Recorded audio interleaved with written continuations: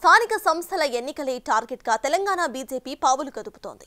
Booth స్థాయికి చేరువయ్యేందుకు ప్రతి కార్యకర్తను సైతం యాక్టివ్ చేయడానికి యాక్షన్ ప్లాన్ ను రెడీ చేస్తోంది. సభ్యత్వ నమోదు కార్యక్రమం ద్వారా ప్రజలకు దగ్గరవ్వడానికి సన్నాహాలను చేసుకుంటోంది. బూత్ స్థాయిలో బలపడి వచ్చే స్థానిక సంస్థల ఎన్నికల్లో అనుకున్న లక్ష్యాన్ని సాధించగలిగితే ఆపై వచ్చే ఏ ఎన్నికల్ని అయినా సమర్థవంతంగా ఎదుర్కోవచ్చనే అంచనాతో స్ట్రాటజీస్ ను రెడీ చేసుకుంటుంది. అయితే లక్ష్యం ఘనంగా ఉంది సరే, మరి ఆచరణలో అది వర్కౌట్ అవుతుందా?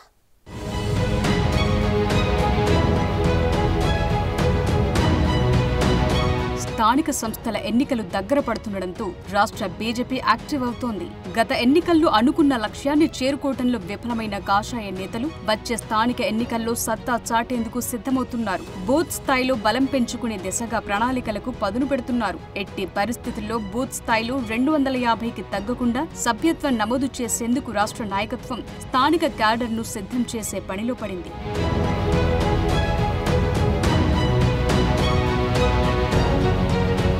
తెలంగాణ అసెంబ్లీ ఎన్నికల్లో అధికారంలోకి రాబోతున్నామని ధీమా వ్యక్తం చేసిన కమలనాథులు 8 సీట్లకే పరిమితమయ్యారు. ఇక లోక్సభ ఎన్నికల్లో డబుల్ డిజిట్ సీట్లు టార్గెట్ గా పెట్టుకున్నప్పటికీ మళ్లీ 8 సీట్లే దక్కాయి. అయితే అధికార కాంగ్రెస్ తో సమానంగా ఎంపీ సీట్లు దక్కటం ఆ పార్టీకి కొంత ఊరటనిచ్చింది. అందుకే ఇప్పుడు స్థానిక సంస్థల ఎన్నికల్లో కనీసం అవే ఫలితాలు రిపీట్ చేయాలని కాషాయ నేతలు పట్టుదలతో ఉన్నారు. అందులో భాగంగానే సభ్యత్వ నమోదు కార్యక్రమం ద్వారా ప్రతి ఇంటికి బీజేపీ శ్రేణులు వెళ్లాలని నిర్ణయించారు. సభ్యత్వ నమోదు గణనీయంగా పెరిగితే పార్టీ సంస్థాగతంగా బలోపేతమై లోకల్ బాడీ ఎలక్షన్స్ లో సత్తా చాటుకోవటం ఈజీ అవుతుందని బీజేపీ నేతలు లెక్కలేసుకుంటున్నారు.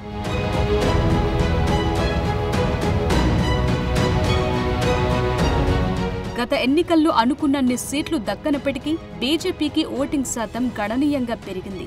ఆ ఓటింగ్ పర్సెంటేజ్ ని మరింత పెంచుకోవాలని పార్టీ నేతలు భావిస్తున్నారు. ప్రస్తుత ప్రభుత్వాల వైఫల్యాలను ప్రజల్లోకి బలంగా తీసుకెళ్లగలిగితే మంచి రిజల్ట్స్ తో పాటు భవిష్యత్తులో బీజేపీ రాష్ట్రంలో ప్రత్యామ్నాయంగా ఎదగటానికి దోహదపడుతుందని అంచనా వేసుకుంటున్నారు. వచ్చే నెల 1 నుంచి దేశవ్యాప్తంగా ప్రారంభం కానున్న బీజేపీ సభ్యత్వ నమోదు కార్యక్రమాన్ని తెలంగాణలో కూడా విస్తృతంగా నిర్వహించాలని కాషాయ నేతలు ఏర్పాట్లు చేసుకుంటున్నారు. దాదాపు 60 రోజుల నుంచి 90 రోజుల పాటు సభ్యత్వ నమోదు కార్యక్రమాన్ని నిర్వహించేందుకు సన్నాహాలు ప్రారంభించారు. మా బీజేపీ ఆల్ ఇండియా ప్రెసిడెంట్ జగత్ ప్రకాష్ నడ్డా గారి నుంచి మొదలు పెడితే దేశ ప్రధానమంత్రి అయినటువంటి నరేంద్ర మోడీ గారు కూడా ఫ్రెష్గా మళ్ళీ సభ్యత్వము పార్టీలో ఉంటుంది. ఈ యొక్క సభ్యత్వ సేకరణ కార్యక్రమము అక్టోబర్లో ప్రారంభమవుతుంది. దానికి సంబంధించి దేశవ్యాప్తంగా మరి సన్నాహక సమావేశాలు నిర్వహిస్తూ ఉన్నాం, వర్క్షాపులు పెడతా ఉన్నాం. పూర్తి స్థాయిలో దీనిపైన పోలింగ్ బూత్ స్థాయి నుంచి ఏ రకంగా సభ్యత్వ సేకరణ చేయాలో కార్యకర్తలకు సంబంధించినటువంటి ఒక సమావేశాలు నిర్వహించి ముందుకెళ్తా ఉన్నాం. ఇందులో అన్ని జిల్లాలకు సంబంధించినటువంటి జిల్లా అధ్యక్షులు, జిల్లా జనరల్ సెక్రటరీలు, ముఖ్యమైనటువంటి నాయకులందరూ కూడా ఈరోజు వచ్చారు. ఈ తర్వాత డిస్ట్రిక్ట్ లెవెల్లో కూడా ఇదే రకమైనటువంటి వర్క్షాప్స్ నిర్వహించి ప్రతి పోలింగ్ బూత్ స్థాయిలో కూడా సభ్యత్వ సేకరణ జరిగే విధంగా ఏర్పాటు చేస్తా ఉన్నాం. ఈసారి తెలంగాణలో రైతులు, మహిళలు, యూత్ ఈ ముగ్గురిని టార్గెట్ చేస్తూ సభ్యత్వ సేకరణ చేస్తాం. గత పార్లమెంట్ ఎన్నికల్లో మనకు తెలుసు ఈ 3 సెక్టార్ల నుంచి చాలా పెద్ద ఎత్తున పార్టీకి మద్దతు లభించింది. ముఖ్యంగా రైతులు కావచ్చు, మహిళలు కావచ్చు, యూత్ కావచ్చు భారతీయ జనతా పార్టీని ఆశీర్వదించి సుమారు 77 లక్షల మంది ప్రజలు భారతీయ జనతా పార్టీకి అనుకూలంగా స్పందించిన విషయాన్ని సందర్భంగా మనవిస్తున్నాను. తెలంగాణలో 50 లక్షల సభ్యత్వాల నమోదును బీజేపీ టార్గెట్ గా పెట్టుకుంది. గతం కంటే పార్టీ సభ్యత్వాలను అత్యధికంగా చేయడంపై నేతలు దృష్టి పెడుతున్నారు. సభ్యత్వాలు ఎంత పెరిగితే స్థానిక సంస్థల ఎన్నికల్లో అంత కలిసి వస్తుందని కాషాయ నేతలు భావిస్తున్నారు. మొత్తం మీద సభ్యత్వ నమోదు కార్యక్రమంతో గ్రౌండ్ లెవెల్ నుంచి ప్రజల్లోకి వెళ్లేందుకు బీజేపీ కసరత్తులు మొదలుపెట్టింది.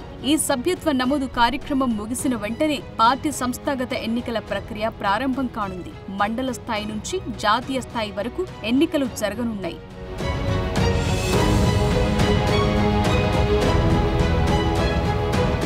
పార్టీలు మండల, జిల్లా, రాష్ట్ర, జాతీయ అధ్యక్షుల మార్పు ఉండబోతోంది. సంస్థాగత ఎన్నికలు డిసెంబర్ లోపు పూర్తయ్యే అవకాశం ఉందని పార్టీ వర్గాలు చెబుతున్నాయి.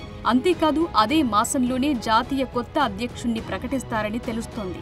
ఇక తెలంగాణ బీజేపీ అధ్యక్షుణ్ణి ఆలోపే ప్రకటిస్తారా, లేక జాతీయ అధ్యక్షుల నియామకం తరువాత రాష్ట్ర అధ్యక్షుణ్ణి ప్రకటిస్తారా అనేది సస్పెన్స్ గా మారింది.